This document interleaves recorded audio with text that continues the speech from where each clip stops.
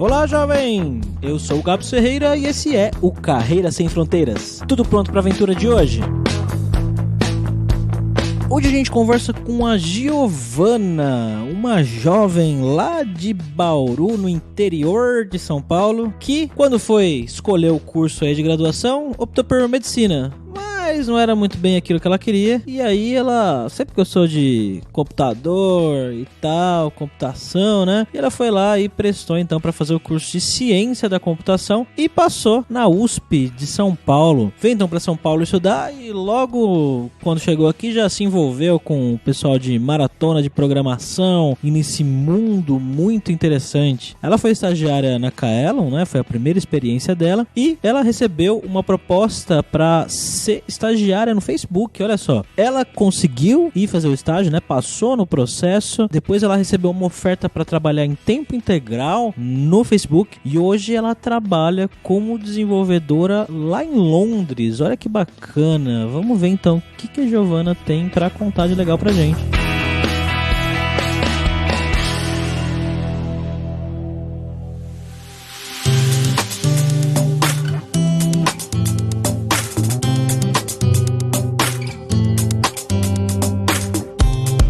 E para conversar com a Giovana, como sempre, estamos aqui com ele, o nosso viajante poliglota, Fabrício Carraro. E aí, Fabrício, tudo bem, cara? Lovely, my darling. Sim, tudo ótimo hoje. Nossa, que sotaque bonito. E aí, Giovana, tudo bem? Tá com esse sotaque já também? Ah, tá difícil pegar esse sotaque. Queria, viu? Pegar um sotaque britânico bem chique e elegante, mas não dá, não. O escritório é muito miscigenado, então a maioria das pessoas não é nem daqui, então eu não consigo pegar esse sotaque.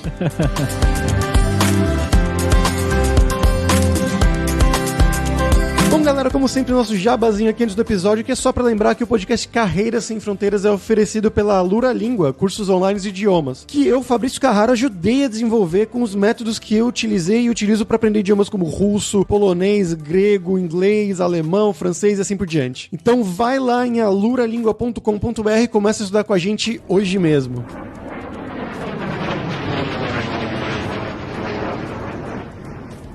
Giovana, então conta pra gente um pouco da sua história também, né? O que você fez no Brasil e como você foi parar aí em Londres. Essa é uma excelente pergunta. Às vezes eu me pergunto isso aí. O que eu fiz que eu acabei vindo parar aqui? Eu comecei, assim, minha primeira experiência com computação foi num curso técnico em Bauru, que eu sou do interior. Aí, depois que eu fiz esse curso, eu entrei nele querendo fazer medicina. Eu fui fazer só por fazer, assim, né? Porque tava na moda. E saí completamente apaixonada e decidida a fazer ciência da computação. Aí eu prestei naquela época de vestibular, prestei para várias universidades, acabei passando em algumas e escolhi a USP de São Paulo para ficar, porque era uma das maiores, tinha bastante reconhecimento internacional, parecia bom. Aí, chegando na USP, a primeira coisa que eu acabei me envolvendo foi com a maratona de programação, que é uma competição de quem resolve mais problemas usando computação mais rápido, e eu fazia assim, sem nenhuma pretensão, era mais porque eu gostava de resolver problemas mesmo. E com o tempo eu acabei percebendo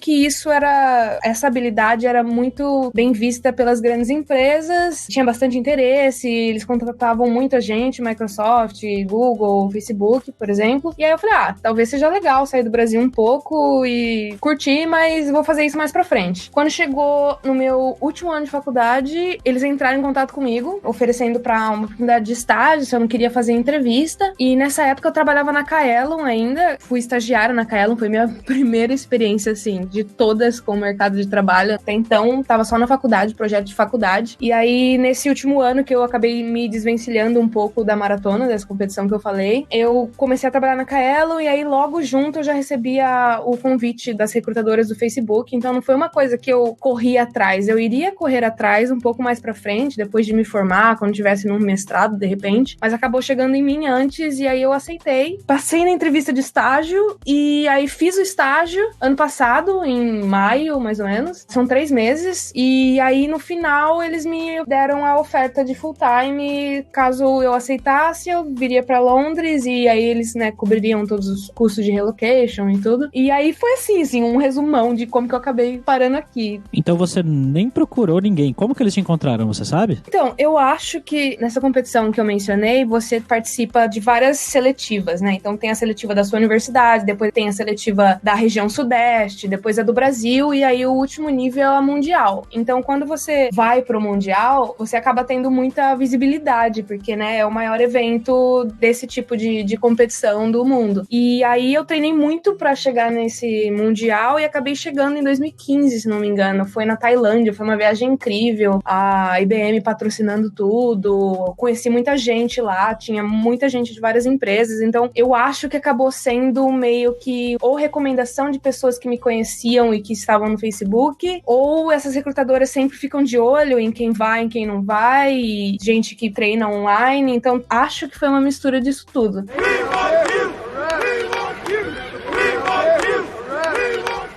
E, Giovana, qual é o seu cargo hoje? Aqui é software engineer, né? Dentro, assim, no time que eu peguei, eu faço trabalho de full stack, mas o título que tá no meu, sei lá, folha de pagamento, não sei, é software engineer. Entendi. E o que você acha que pesou pra eles depois do estágio quererem te contratar? Foi a sua experiência técnica mesmo que contou? É mais essa questão de você participar de eventos de maratona de programação? Ou é, de repente, o trabalho que você fez na Kaelon, na Alura? O que pesou mais, que você acha? Então, eu acho que a grande jogada deles convidarem as pessoas para fazer estágio antes é que o estágio é como se fosse 3 meses de entrevista. Eles conseguem analisar todas as suas habilidades, então não é, acho que, só técnico. Pelo que a gente sabe aqui, eles analisam o seu lado técnico. O técnico envolve tanto quantidade de código que você produz, quanto qualidade também. Então é uma coisa que você tem que saber balancear, porque não adianta você fazer um monte de coisa podre ou fazer, tipo, coisa muito bem feita e não produzir muito. E tem também o lado pessoal de comunicação, como é que você interage, se você consegue guiar o que você tá fazendo, no sentido de ser o dono do projeto que você tá e sair perguntando e agir como se fosse seu, se você veste a camisa. Isso são todos eixos que eles avaliam durante o estágio. Então eu nem acho que a minha experiência passada com nada é levada em consideração. Eu acho que esses 3 meses é o tempo que eles olham pra ver se você atende os requisitos que eles acham relevantes pra trabalhar no Facebook. Esse estágio ele foi no Brasil mesmo? Não, foi aqui também, em Londres. Agora, só uma coisa, você falou que uma coisa que eles avaliam bem é esse negócio de você agir como se fosse dono do produto, né, e pesquisar, e perguntar, e correr atrás, né? Então, esse é o tipo de coisa que eu escuto você falando e que muita gente, às vezes, pensa na pessoa que programa como aquela pessoa que é introspectiva e não fala com ninguém e senta e escreve código, mas não é assim que as empresas querem que a gente seja, né? Nem um pouco, nem um pouco. Inclusive, o Facebook é uma empresa, se você compara com o Google, é um bebê ainda, mas comparado com, tipo, uma startup, é uma empresa gigantesca. Então, por exemplo, no que você tá trabalhando aqui, tem uma pessoa no escritório de Seattle ou no escritório do Vale do Silício que tá fazendo um projeto parecido ou que tá fazendo alguma coisa que o seu trabalho vai afetar ele ou o trabalho dele vai afetar você. Então, se você não tiver uma boa linha de comunicação, ou você vai fazer trabalho duplicado, ou você vai fazer uma coisa que vai quebrar o trabalho de outra pessoa. Então, tem que saber muito bem como que você se relaciona com as pessoas e esse lado, eles chamam de cross-functional aqui. Então, os times são cross-functional. Você não trabalha só com engenheiro. Você tem que pedir a opinião do designer, você tem que pedir a opinião do content strategist, que é tipo a pessoa que faz os textos pro designer, e aí depois você tem que mandar ver, falar com as pessoas que traduzem para as 50 línguas que o Facebook tá disponível. Então, tem que estar alinhado com todo mundo. Tem que gostar, não gostar, mas pelo menos conseguir se comunicar razoavelmente bem. Coisa que eu fiquei curioso agora, você falou sobre os escritórios da costa oeste dos Estados Unidos e aí em Londres, onde você tá, tem uma diferença grande de horário, né? Eu imagino quantas horas são agora? Agora eu tive que ir pro escritório de São Francisco esses dias para uma conferência e é 8 horas de diferença, para menos, né? É um dia de trabalho de diferença, né? Como é que vocês fazem essa sincronização? A gente procura, quando tem que sincronizar com os escritórios de lá, as reuniões em geral ou são no fim do dia aqui, ou bem no comecinho do dia aqui, que aí a gente pega o finalzinho do dia lá, ou o comecinho do dia lá. E isso é uma coisa que dá pra você usar muito a seu favor. Por exemplo, às vezes eu tô com um bug, um problema que eu não sei como resolver, ou eu não sei como usa determinado componente, ou não sei se aquele componente consegue fazer aquilo que eu quero. Então, ao invés de sair codando um componente novo, antes de eu ir embora, eu posto uma mensagem no canal canal de comunicação que a gente tem. E então, enquanto eu tô dormindo, tem todo um escritório acordando e tentando responder a minha pergunta. Então é bem legal que nunca para, assim. Até quando tem problema geral, que o Facebook cai, acho que caiu umas semanas atrás, a gente começou lidando com o problema aqui e depois eles terminaram lidando com o problema lá. E isso eu acho bem legal. Voltando um pouco atrás agora também, né? Você falou que você, durante a universidade, você ia nessas maratonas de programação. Bom, qualquer programador, a gente teve, eu fui também, trabalhei como programador, estudei isso na universidade, e lá a gente tem inglês técnico, pelo menos para o básico você tem que saber. Mesmo assim, muita gente termina a faculdade sem saber falar inglês realmente no nível muito bom. Eu imagino que para ir para essas maratonas, você já tinha que ter um inglês no nível bom, ou não? Não tanto, a única coisa que exige é que a prova que você tem vem em inglês, mas na seletiva brasileira também já é em inglês. E eu conheço pessoas assim que não têm um inglês muito bom no sentido de, não consegue falar muito bem ou não entende algumas coisas, mas como é texto escrito, né, você pode ler e aí se você tem alguma dúvida você pergunta, porque como é uma competição em time de 3 pessoas, você consegue tirar a dúvida, dependendo aí se tiver uma dúvida de inglês, com os seus colegas. Então, acho que para a competição em si não precisa ser um inglês excelente. Já pro estágio, quando você começou a fazer estágio, eles já exigiam um nível de fluência? Eu não diria que é um nível de fluência, porque você nem... Pro estágio, eles não pedem nenhuma comprovação de que você fala inglês, inclusive. Eles só pediram isso pra mim, pra full time, e a nota depende do país que você vai. Então, Londres, a nota era 6, eu acho que você precisava tirar no IELTS ou em qualquer outra prova. Mas pro estágio não precisa, então a única coisa que você tem que fazer é passar nas entrevistas, e as entrevistas são em inglês. Então, realmente, já tem que ter um nível pra passar numa entrevista. Exato, tem que saber, comunicar pelo menos um pouco pra fazer as soluções e falar o que você tá pensando pro entrevistador. Mas, assim, não precisa ter aquela coisa do, o sotaque perfeito, ou não travar, ou conjugar verbo errado, porque até aqui no escritório tem uma galera com sotaque super pesado, às vezes é mais difícil de entender. O escritório de Londres, em específico, 70% das pessoas não são daqui.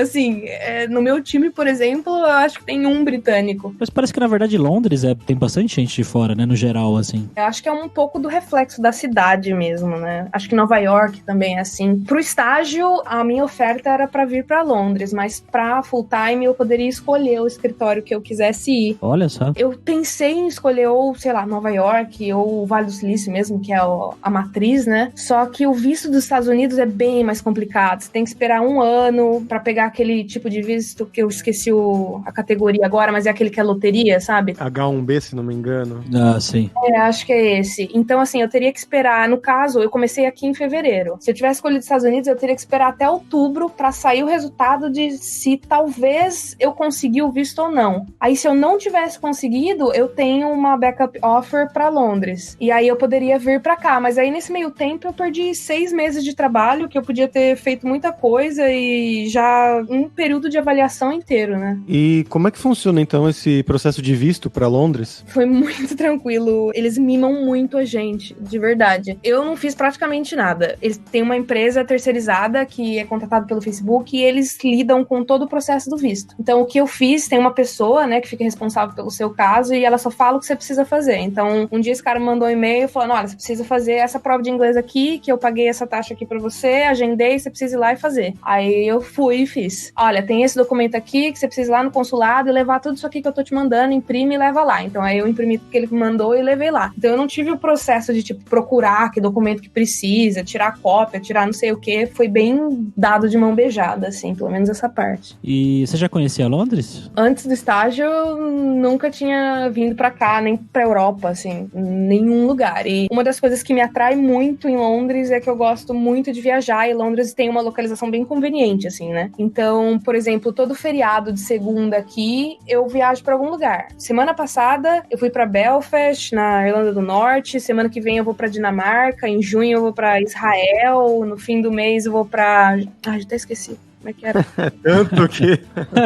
E então, assim, eu tenho um grupo de amigos que participou do processo comigo, que também é da USP, então foi conveniente da gente calhar de vir todo mundo junto. Então é bem legal viajar. Todo mês, assim, pelo menos umas 2 viagens a gente faz. E outra que você tá ganhando em Libra, né? Então você pode... é bem bom também. Dinheiro vale, né? Desculpa, então. É muito bom, porque eu tava passando pela imigração e o cara, o segurança, sei lá, falou: o que você faz? Eu trabalho com Facebook. Aí ele falou assim: e eles pagam bem? Aí eu falei: não posso reclamar, viu? Pagam uma quantia bem suficiente, até demais, e ainda em Libra, né? A moeda vale muito. Em qualquer lugar que você vai, você não sofre tanto. E, Giovana, como é que foi a questão aí pra você encontrar casa pra morar, o início da adaptação? Eu imagino que o Facebook deve ter te ajudado nisso, né? Sim, o Facebook, ele dá um corretor de imóveis, que fala, a pessoa que acha as coisas pra você. O que eu fiz foi passar pra ele o meu tempo total de transporte que eu queria gastar, o meu orçamento que eu tava disposta a gastar com um imóvel e que tipo de coisa eu gostava. Então aí eu mandei uns exemplos de casa pra ele, umas localizações, bairros que eu gostava, e aí ele fez uma lista, e aí durante 2 dias ele me levou pra ver os apartamentos que ele achava que era o melhor match pra mim. Eu escolhi um, aí ele mesmo já lidou com toda a papelada, a burocracia, ele só me mandou um contrato falando: eu já revisei, você pode assinar e se mudar na sexta-feira, e aí foi isso. Então esse processo também foi bem suave. Eu preferi morar um pouco mais longe, assim, 30, 35 minutos, que pra padrão Londres é longe, só que numa casa bem mais confortável e bem mais espaçosa, porque eu queria morar sozinha. Então, aí tô considerando se ano que vem eu, de repente, moro com alguém mais perto, eu não sei, eu quero ver o que eu gosto mais, assim. O Facebook, ele também, quando você tá mudando de um outro país, ele dá um bônus de, eles chamam de relocation, que é uma quantia pra você justamente gastar com essas coisas, do tipo, se eu quero mandar móveis do Brasil, ou se eu quero levar um cachorro, esse tipo de coisa, você pode usar desse orçamento. E você também usa desse orçamento pra depósito de segurança, sabe? Que gerar uma bolada, né? Que você tem que pagar, sei lá, 6 semanas de aluguel, alguma coisa assim, e aí vai se acumular tudo, é bastante coisa. Então eles já pensam em tudo isso e você tem aí esse budget pra usar. Американская фирма Transceptor Technology приступила к производству компьютеров «Персональный спутник». Bom, agora vamos aí pro nosso momento viajante poliglota com o Fabrício Carraro. E aí, Fabrício, como é que é Londres, pelos seus olhos? Eu já fui pra lá, cara, e na verdade, por coincidência ou não, eu tô indo pra lá de novo daqui 2 semanas, que vai ter um show que eu queria muito ir, vai ter aí em Londres. Eu falei, achei passagens por 10 euros, daqui de Barcelona até Londres, vou dar um pulinho lá. Mas eu já passei na cidade, adorei, é uma cidade grande, nível São Paulo quase, muito melhor conectado no sentido de metrô, tem 1 milhão de estações de metrô e tudo mais, qualquer lugar que você queira ir, tem ou ônibus ou metrô, que roda bastante também, só é caro demais. Eu lembro que a passagem unitária de metrô era quase 5 pounds, era 5 libras, né? Isso é uma das coisas também que, se você vem pagando com R$1, é uma coisa absurda, porque você não vai almoçar em Londres por menos de 10 pounds, né? Então, assim, com R$50 já fica apertado de você comer qualquer coisa, e R$50 você come bastante coisa até no Brasil, assim. Você comer um PF é bem menos que isso. E eu gosto bastante da agitação da cidade. Eu acho que, por exemplo, depois que eu fui pro Vale do Silício lá conhecer a Matriz, eu acho que não teria dado certo pra mim lá. Primeiro que você tem que ter um carro, eu já não gostei, que aí tem que procurar onde estacionar, já acho ruim. E segundo que a cidade não tem nada. Tem as empresas e também não tem mais nada. Uma sexta-feira à noite você quer fazer alguma coisa diferente, assistir um show, ver um musical, fazer qualquer coisa, não tem o que fazer. Só tem os mesmos restaurantezinhos. Então, Londres pra mim acho ideal, porque tem bastante coisa pra fazer. Eu tava lendo, antes da gente começar a gravar aqui, que a Londres acho que tem mais de 17 mil performances musicais durante o ano, tem 170 museus na cidade, tem um monte de festival e comédia ao vivo, diz que eles apresentam mais comédia ao vivo do que qualquer outro lugar do mundo. Nossa, sim. Outra coisa legal que eles têm aqui na empresa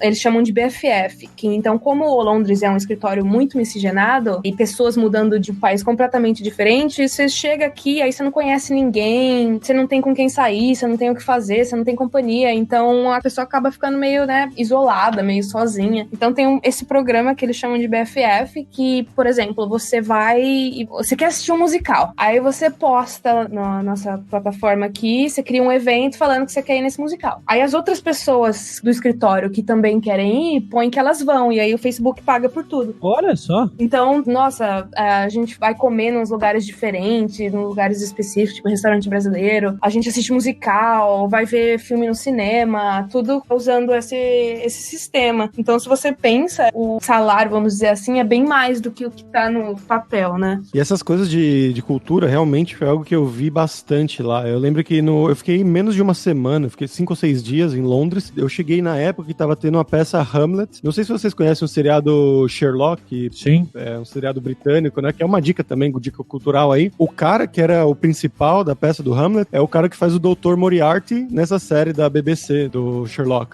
Então, puta ator, que ele vai estar, inclusive, na próxima temporada de Black Mirror, que é uma outra série britânica também, que fica a dica aí. Mas era com ele, foi fantástico, assim. Só foi complicado entender aquele inglês da Idade Média, que eles falam. Mesmo que você tenha um nível bem alto de inglês, se você não tá acostumado com esse inglês mais medieval, vai ser difícil entender. É verdade, você mencionou o Sherlock, agora abriu uma escape room, que é tipo um jogo imersivo da série, é porque tem a outra americana, né, da britânica mesmo, que tem o Benedict Cumberbatch. E aí eu vou fazer um evento também desses na empresa pra gente brincar.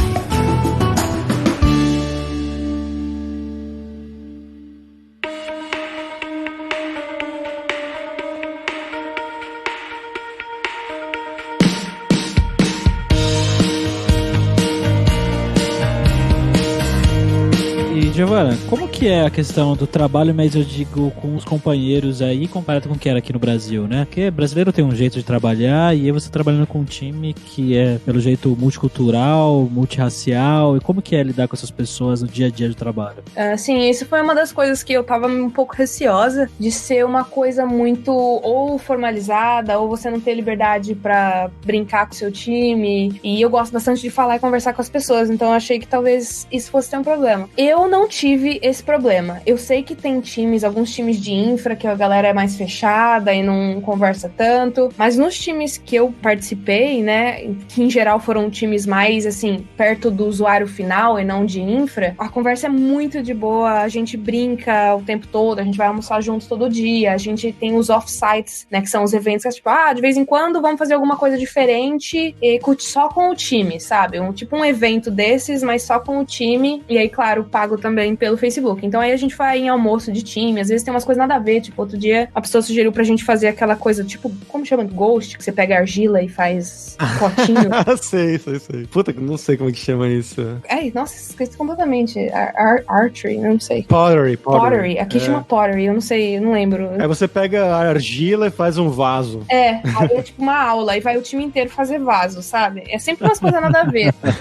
O cara queria ir surfar, não sei aonde. Então, assim, é bem descontraído. E eu acho que isso é uma coisa do Facebook mesmo. Eu sei, por exemplo, já tive algumas pessoas que fizeram estágio no Google também, e aí o ar lá já é um pouco mais fechado, já tem uma coisa mais formalizada. E, por enquanto, o Facebook ainda tem essa vibe de startup, né? Eu acho que conforme vai ficando muito grande, a hierarquia acaba fechando um pouco mais. Talvez essa seja a tendência. Mas não tem como saber. Eu gosto da vibe que é aqui, de todos aqueles conceitos que você vê do tipo Move Fast, não sei se vocês viram os 5 values que o Facebook tem, que eles displayam por aí, eu sempre via e achava que era aquele tipo de coisa que a empresa põe, mas que nem sempre é na prática, né? Mas aqui não, os 5 valores que eles têm você leva pra você no seu dia a dia. Então o Move Fast é isso mesmo. Tem um ditado que rola aqui dentro que é o Ask for Forgiveness, Not for Permission, que foi o próprio Mark que falou, né? Então tipo, peça desculpa, mas não peça permissão. Então a gente tem muito essa ar de tipo, você quer fazer um negócio? Faz um negócio. Se der errado, já vai dar errado rápido, você já parte pra outra coisa. Não tem essa coisa de ficar passando pra hierarquia e aí vai lá em cima e aí volta. Claro que pras coisas maiores acaba indo lá pra cima pra ver se o impacto vai ser positivo ou negativo. Mas pra todas as outras coisas, tipo, se você quer ter uma ideia de alguma coisa, você tem a liberdade de sair e fazer. E isso eu acho muito legal, essa liberdade e essa confiança que eles têm na gente. mesmo como estagiário, eu tinha a mesma liberdade de um full-time. E uma curiosidade que eu fiquei agora, você conheceu, já teve reuniões com o Mark aí? Tive reunião, eu fui no Q&A, toda semana tem uma palestra, não é bem uma palestra, é o Mark vai lá e fica respondendo perguntas das pessoas que vão assistir. Assim, na lata, na hora. Então tem umas perguntas pesadas e é bom porque mantém a comunicação aberta, assim, você cria-se uma ideia de transparência. Eu fui nesse e aí assisti e tal, não fiz nenhuma pergunta, mas foi bem legal de assistir de perto, né, porque é lá sempre no Vale do Silício e aqui quando eu quero assistir, além do horário ser meio ruim, eu tenho que ver por VC, né, videoconferência. Mas quando eu tava no Vale do Silício, eu tinha que passar pela mesa dele pra chegar na minha, então eu via ele todo dia. Pra ver o botão de liga e desliga atrás dele? Então. E a câmera do notebook dele realmente é tampada? É tampada. É que uma vez tiraram uma foto e ele tinha um adesivinho na câmera. Semana passada, minha namorada, eu achei ela com a câmera tampada. Eu falei, quem que você acha que você é? Achando que é o Mark Zuckerberg agora. O Facebook lançou o Portal, não sei se não chegou no Brasil ainda, na verdade tá só nos Estados Unidos, que é tipo um dispositivo pra você fazer chamada a longa distância e assim, a câmera vai te seguindo, sabe? Então é bem bom, eu até comprei, eu preciso levar o meu, quando eu for pro Brasil, eu vou levar o que eu comprei pra minha mãe. Mas enfim, o produto em si vem com uma capinha pra você tampar a câmera, assim. Achei bem legal, bem Mark Zuckerberg. E você pode contar pra gente no que você tá trabalhando agora ou é segredo? Acho que eu não posso dar detalhes, né? Mas eu trabalho a área genérica que eu trabalho é de Community Integrity, que é basicamente você manter a comunidade, fazer com que a comunidade no Facebook seja segura, e por segura eu digo longe de pessoas que têm um comportamento harmful. Como traduz harmful? Perigoso, agressivo? Que possa causar dano. Isso, um comportamento que possa causar danos. Seja esse comportamento porque a pessoa tem um discurso de ódio muito forte, ou porque a pessoa tá stalkeando e importunando uma pessoa específica, ou também manter o Facebook livre de pessoas que comprometem contas de outras pessoas, ou hackeiam contas de outras pessoas. Então é um pilar do Facebook bem grande, que cresceu muito depois dos escândalos de privacidade que aconteceram, né, do Cambridge Analytica e todas as outras, que o pessoal perdeu um pouco da confiança na parte de segurança do Facebook, então teve muita contratação nesse pilar, e eu sou uma delas. Na verdade, eu escolhi, né, tá nesse pilar. Você passa por... essa é uma coisa que eu não falei, que talvez seja interessante. Quando você vem como full-time, como estagiária, você vai pra um time que eles selecionam pra você baseado no que você fala que você gosta. Mas pra full-time, como é uma coisa que, né, você vai ficar por pelo menos um ano nesse time, você escolhe ele. Então você passa por 6 semanas de bootcamp, onde você faz testes de vários times, conversa com vários managers, conversa com os tech leads, vê quais são os projetos em que aquele time está engajado, e aí você escolhe aquele que te motiva mais, ou que o desafio técnico é algo que você gosta, sei lá, do que eles fazem, ou do desafio técnico que eles proporcionam, seja lá quais sejam os seus motivos, você escolhe o time, e eu acabei escolhendo um desses times que cuida dessa área que eu expliquei pra vocês. E que tecnologias você tá usando hoje? Tá codando em quê? Agora eu tô codando em Hack, né, que é a linguagenzinha do Facebook. Como chama? Hack. É tipo um PHP com algumas coisinhas a mais. A parte do front eu tô mexendo bastante com React, XHP, e agora eu tô tendo que lidar com Native Templates, porque uma das coisas que eu tô desenvolvendo é pra rodar em todas as plataformas, então eu tô quebrando a cabeça com Native Templates, que eu já mexi tão pouco e já odeio.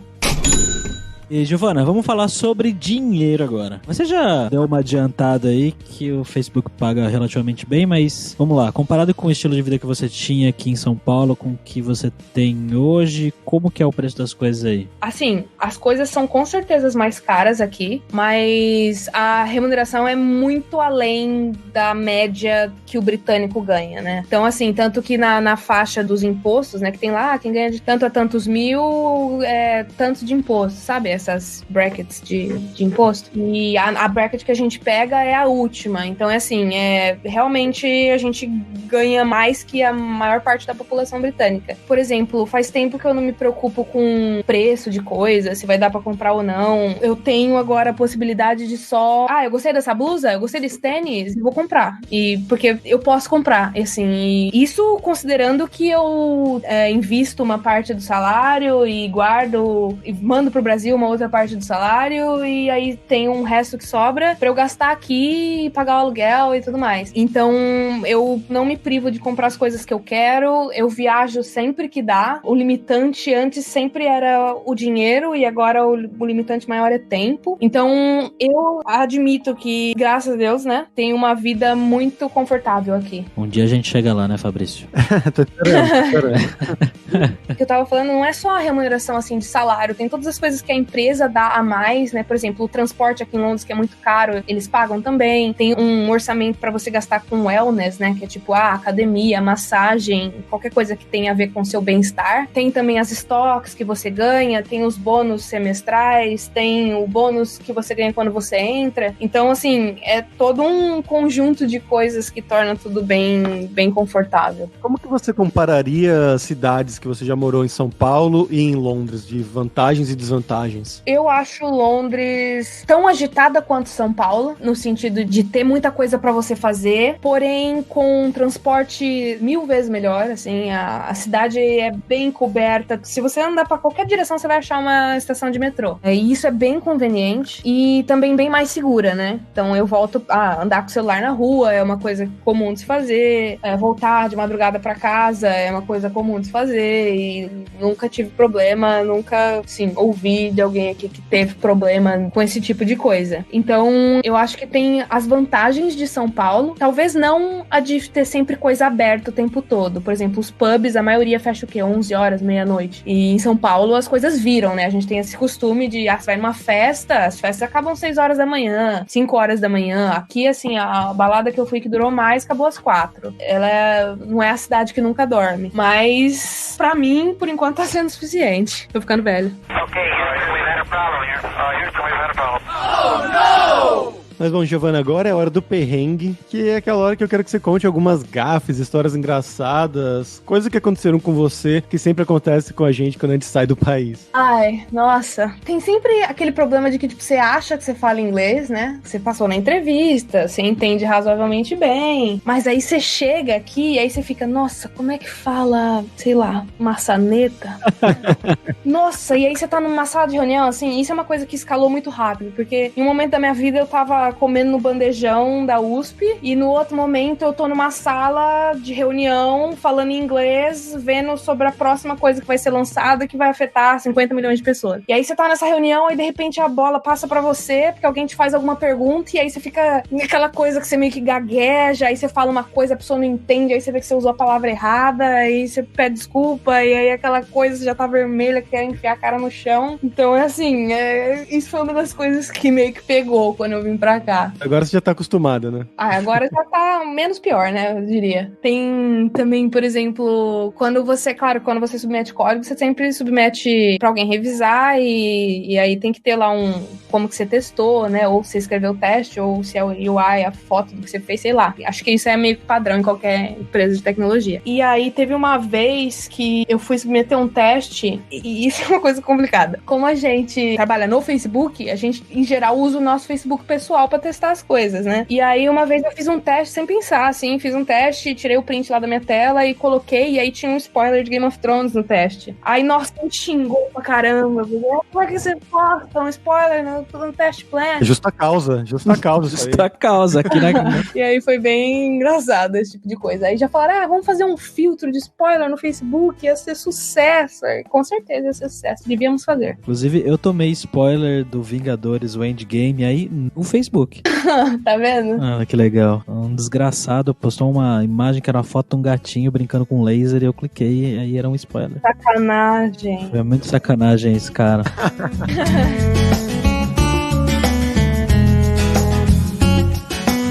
Giovana, e pra quem tá aí fazendo faculdade, estudando tecnologia na mesma área que você e tá ouvindo essa conversa e, né, tá provavelmente aí com vontade de também talvez seguir um caminho parecido com o seu, no Facebook ou no Google ou em alguma outra empresa grande aí nos Estados Unidos, na Europa, o que você recomendaria pra essas pessoas? Acho que primeiro eu treinaria um pouco de algoritmos, né? Tem um livro que chama Cracking the Code Interview, que eu esqueci o nome da autora, mas mas é uma pessoa que ou trabalhava ou trabalha pro Facebook. E é um livro que ela fala exatamente, olha, esse tipo de pergunta, como que é legal você responder? Como que é legal você reagir quando você é perguntado esse tipo de coisa? Porque a maioria das entrevistas, eles só querem ver como que você pensa. Eles não querem saber se você sabe alguma linguagem, porque muito provavelmente as coisas que você vai trabalhar ou vai ser coisa privada, que só é usada aqui dentro, então não tem como você ter tido experiência antes, ou é uma coisa que vai ser criada, porque, né, linguagem, framework, API, essas coisas mudam muito rápido. Então, eles só querem saber se você é uma pessoa que é capaz de aprender rápido, ou de pensar, né? Não é nem de aprender rápido, é você é capaz de pensar e raciocinar e como é que você costuma abordar problemas. Então, a primeira coisa que eu faria é treinar questões de entrevista, porque a gente fica nervoso na hora, a gente não tá acostumado a fazer coisas explicando pros outros, e isso é uma coisa que você tem que fazer em entrevistas. E quando você achar que você tá preparado, que tá na hora de você fazer um estágio, tem o Facebook, eu sei que tem o Facebook/careers, que é, né, facebook.com/careers, de carreira, e por lá você consegue submeter o seu currículo e as recrutadoras entram em contato com você. Então é um jeito legal. Em geral, as pessoas com quem eu conversei, né, que submeteram o currículo por lá, ganham a entrevista. Dificilmente você vai ser recusado, não dificilmente, mas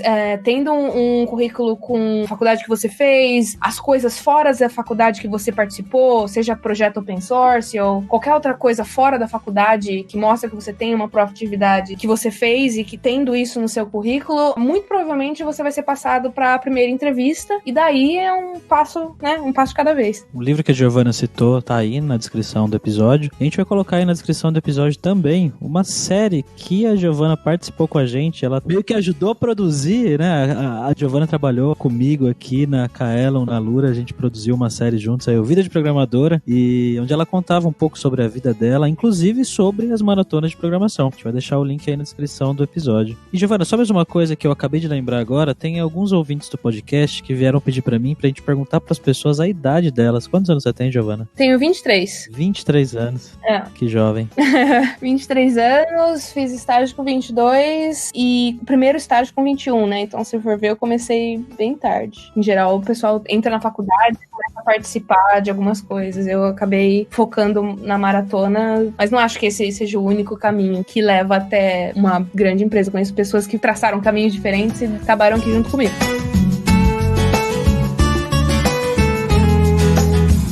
Giovana, muito obrigado por dar um pouquinho aí do seu parecer sobre trabalhar no Facebook. Aliás, é Facebook ou Facebook que o pessoal fala aí? Que é Facebook. Acho que só no Brasil que a gente fala Facebook, né? É só no Brasil que muda.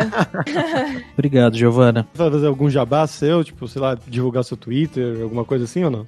Então, eu sou péssima. Por incrível que pareça, eu não uso muito Facebook. A rede social que eu mais ativa é o Instagram, que é Giovana Delfino. Giovana com N só e Delfino normal, com F mesmo. E por lá eu costumo postar das viagens que eu faço, das coisas engraçadas que acontecem aqui, dos lugares legais que eu conheço em Londres. Então, acho que se alguém quiser me acompanhar em alguma rede social, seria o Instagram, porque no Twitter eu acho que eu só uso quando eu quero reclamar das coisas. Quem não? E o Facebook, nossa, eu diria que quase nulo, assim. A gente deixa o link do seu Insta aí. Então, beleza. E aí, o que você vai fazer agora? Aí já é tarde, né? Então, agora são 7:45. Acabaram de mandar mensagem aqui que vai estar tendo um happy hour na Palantir. Olha que é uma empresa que tem perto. E, eu não mencionei isso, mas o escritório tem uma sorveteria aqui dentro, tem um bar aqui dentro, que é, tipo, tudo gratuito, né? Mas é dentro do escritório, então é comum você ver de sexta-feira o pessoal com garrafa de cerveja nas mesas, trabalhando, ou conversando nas cozinhas que tem em cada andar. Então é bem descontraído, assim. Talvez eu pegue uma cerveja, converse com o pessoal, talvez eu vá pra esse outro happy hour, não tomar um pint, né? Aqueles... Quente, né?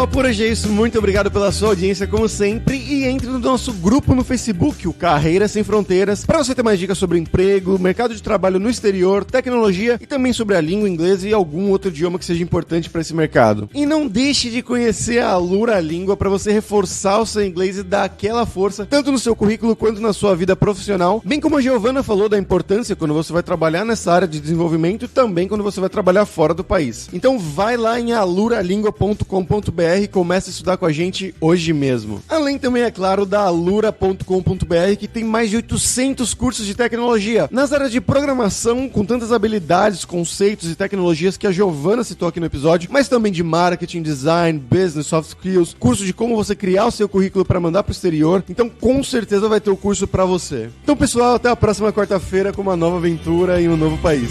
Tchau, tchau.